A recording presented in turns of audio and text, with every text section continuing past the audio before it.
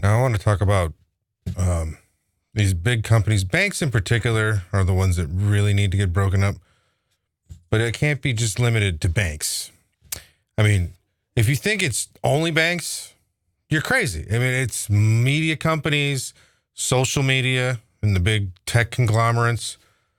There are many others, but I mean, those ones in particular, because they hold so much power over our lives. And the fact that they bribed, literally, legally bribed the people in power that were supposed to prevent those mergers and acquisitions from even going forward in the first place. Now that that's already too late, they're already huge as can be.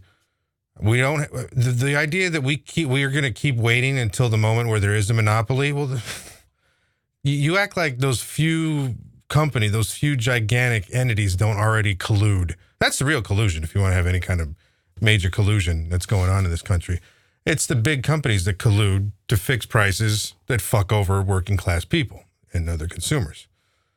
So it really needs to be a major focus of whoever's going to be president. So I respect that Elizabeth Warren actually mentioned tech companies in particular. And Bernie, of course, throughout the years has mentioned big banks being broken up, of course. But why stop there? Why not the major telecoms? Why not all the entertainment companies? Like, if you notice, all the media sources that you get your entertainment from, they're primarily just 5 or 6 companies. Disney being the biggest, of course, by far. But then there's only Time Warner, News Corp, what's left of, then they actually split off a part of their business to Disney. Viacom. There's only like 1 or 2 others. And any other ones you think of, you're like, no, but what about this particular company? No, it's actually a brand that's now owned by one of the companies I just mentioned. It's the way it goes now. So they need to get broken up. Oil and gas. I mean, if I could sit here and think about, off the top of my head, a few others, but big banks for sure. I would say then oil and gas also, social media, they all need to get broken up. Now, how that goes about, that's the debate to be had. The idea that we're going to debate whether or not to do it, that's stupid. That's entirely head up your ass thinking. That you're going to be like, well, no, maybe it's a really good thing that, Facebook and all these other giant companies, they should be big. And then they'll come up with this other competition thing where it's like, well, what about China and other countries that we must compete against? No, that's not the reasoning why we decide, oh, we're only going to worry about, just regulating these gigantic companies. How's that working out so far? It isn't. They just buy off whoever the hell the regulators are. So just purely from a power perspective, they need to get broken up. But we'll see. I mean, that's what I'm going to be about if I get elected. That's what I'm campaigning on, one of the many things. Because it hurts working class people to have these companies be so gigantic. Banks and oil and gas especially, because that's every day. You're going to have to deal with energy in the form of oil and gas at some point, every minute of every day.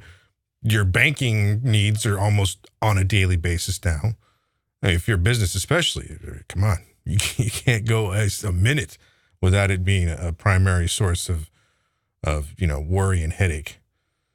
So that's definitely something that needs to happen. And again, the debate to be had is how drastically or how much you do the breakup, or what line, along which lines it's going to happen, not whether or not it's going to happen or not. You're one of those people arguing against breakup. You're like, well, maybe we should. Shut up. They're just not trying to hear from you at all, because in all likelihood, you're a shill or a useful idiot. And there's certain issues, or at least certain angles on certain issues like this, where why are we going to listen to people that just don't know? Either, again, because you're either in on it, you get benefits from the system the way it is. So again, why would we listen to you? Or you're a useful idiot. You've been convinced by those people that have a vested interest. So that you're like, yeah, maybe that makes sense, huh? So, anyway. Thanks, Elizabeth Warren, for actually having that kind of policy. I wish you would then take that same, because guess what? You're not going to be able to enact this type of policy because there's one thing that she decides not to do. She's been vocal about it. Hopefully she changes her mind at some point. Her deal is if she's going to get past the primary, for the general election, she's going to accept big money from corporate donors and PACs possibly and all that shit. And you're like, then how the fuck do you think you're ever going to break up big companies? For one, how are you going to have people trust that you're going to do it when you just took money from them? I mean, that doesn't make any sense whatsoever. So that's where I hope she changes her mind. At least Bernie is going to be principled 110% from start to finish. So you can believe he's going to break up those companies if he gets a chance. If he gets in, it's going to be part of the agenda. And we can only hope so.